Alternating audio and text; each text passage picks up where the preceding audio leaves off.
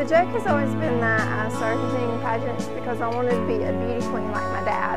When I was 4 years old, my dad competed in one Miss Beauty pageant, and he actually won, even though he didn't want to, and tried really hard to not win. But I really started doing them just because I wanted to be able to dress up and have fun. I have competed in school pageants every year from 5th grade to 12th grade. I competed in the school pageant. And I've also competed in Miss South Carolina preliminary competitions. Miss South Carolina is a preliminary to Miss America. And so I've competed in local pageants that would be a preliminary to the Miss South Carolina organization. And if I were to win Miss South Carolina, go on to Miss America. A pageant day, if I'm competing in a pageant that night, I will usually wake up that morning about an hour before I need to leave to go start the pageant day. And during that hour, I will do hair and makeup, and then do a devotion where I just get at peace for the day and know that whatever happens, God is in control. Even if I win or lose, God has a better plan for my life. And if I were to lose the pageant, I know that He has something better in store for me. And then usually about the time to leave, me and my mom get in an argument over this or that, or what should I take, or what should I bring, and what should I leave at home. But then once that argument's over, we'll get in the car and we'll go to the pageant. I'll have my interview, and after that's done, I'll be able to relax a little bit more because that's the most stressful part of the day. And then I'll rehearse talent and rehearse the pageant opening and learn everything that the director wants us to know for the pageant that night. And then I'll go and get ready and redo hair and redo makeup and add a new ozone layer, hole in the ozone layer, do all the hairspray, get the butt glue, and get everything together for that evening where I will then compete in the pageant. Being Miss Liberty 2013 was a wonderful experience.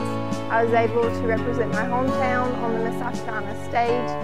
It was something I worked for a very long time, and it was something that showed me how much people really do care about me. Being Miss Liberty, I raised almost $4,000 to go towards my journey to Miss South Carolina, and it's a really humbling thing to know that you have so many people supporting you and rooting for you and wanting to see you succeed. And it was a learning experience as well. I learned valuable life lessons. I'm now comfortable going into a job interview because I interviewed for Miss South Carolina, and Miss South Carolina is a job.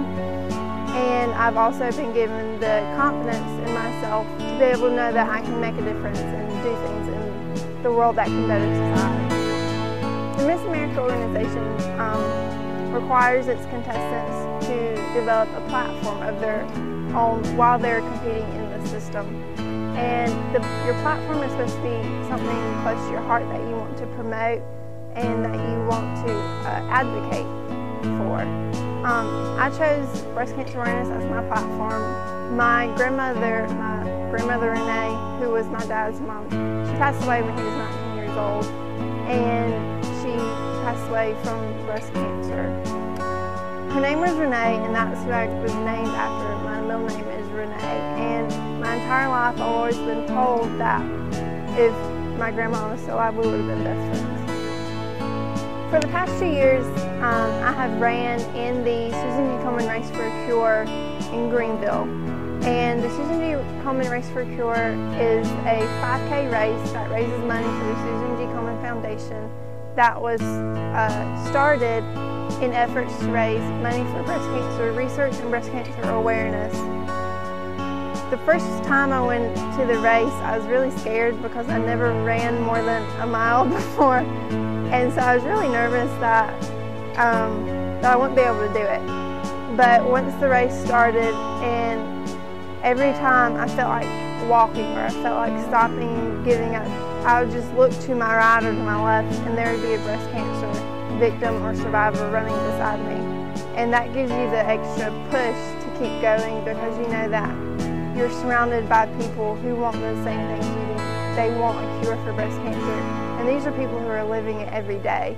My grandma, Renee, I never got to know her, so I never got to go through that experience with her. But knowing that these people beside me have, and that they're doing the same thing I am, they're running for a cure, it was very motivating and very humbling, and it was just really neat to see so many people come together for such a great cause.